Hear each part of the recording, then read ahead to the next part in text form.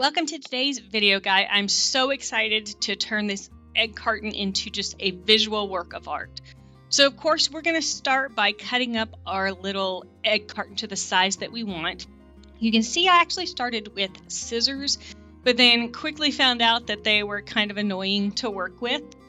So I went and grabbed a craft knife, which definitely gave me a much smoother cut and was much easier to use. So I highly recommend if you have something like a craft knife or a box cutter or something like that, it definitely works so much easier. And now it is time for our scissors. So I'm going to go in and just trim off any of those little pieces that are fuzzy or that I want and really get the shape that I'm wanting for my final project. And for this project, we are going to start actually with just universal medium in white. We're going to keep it simple today. So we're going to take our universal white and we're going to pour it into a plastic container. And it's as easy as just painting our project. I'm using a large brush for this to get that universal medium all over. So if you're new to universal medium, I highly recommend that you start with the white and the transparent because those are going to be your most versatile. And so we're just covering our entire carton with our universal medium.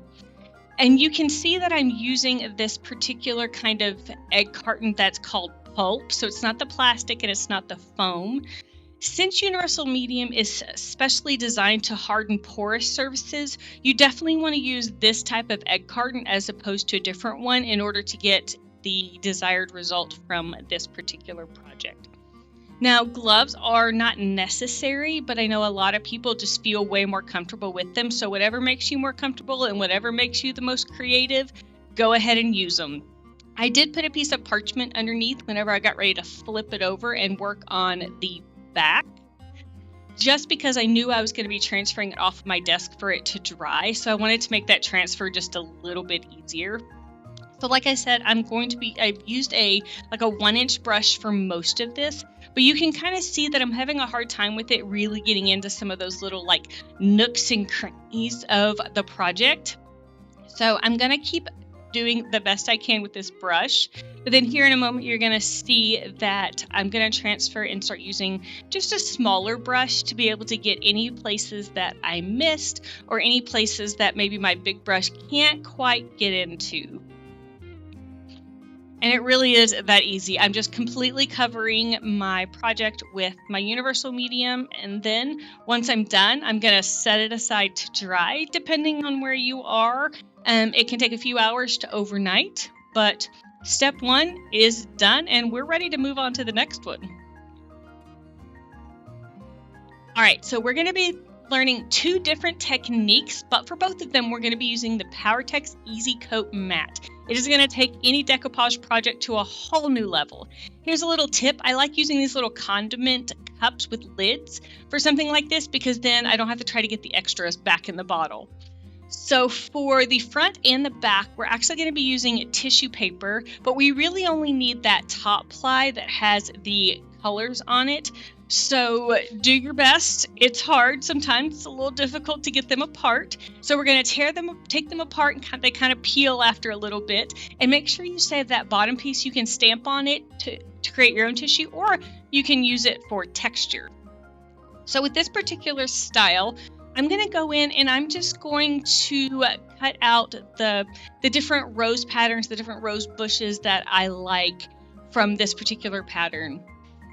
I fell in love with this when I saw it because it gave me the vibes of those vintage blue and white English, they're called transferware dishes. And I loved that idea of having that bright blue popping on top of the white of our universal medium. So I'm just going to sit there and cut some more. And then we're going to cut to the next spot. There we go. So you can see I've just cut out probably 4 or 5. I try to leave a little bit of a space around it just to give you a lot of space to glue down. And we're going to take a small, soft brush, and I'm just going to apply that Easy Coat down. Because Easy Coat is your adhesive and your varnish, it's a one-stop shop, so I'm just going to apply it down. And then I'm just kind of pick and choose my little images that I have cut out to begin to fill in the space. Because I want to kind of mimic that vintage blue and white dishes, I'm going to intentionally not overlap any of them, so I've got some of that white popping through. So as you're working, here's just a few tips. Like I said, use a small brush that has soft bristles to apply it, because we know that your tissue is very tender and we don't want to risk ripping it. You also want to apply your top coat in more of kind of a dabbing, patting kind of motion instead of a swipe, because you're less likely to tear that delicate tissue as well. You'll also see that while I'm doing it, I'm covering the entire surface of my project, even those places that don't have the tissue on it.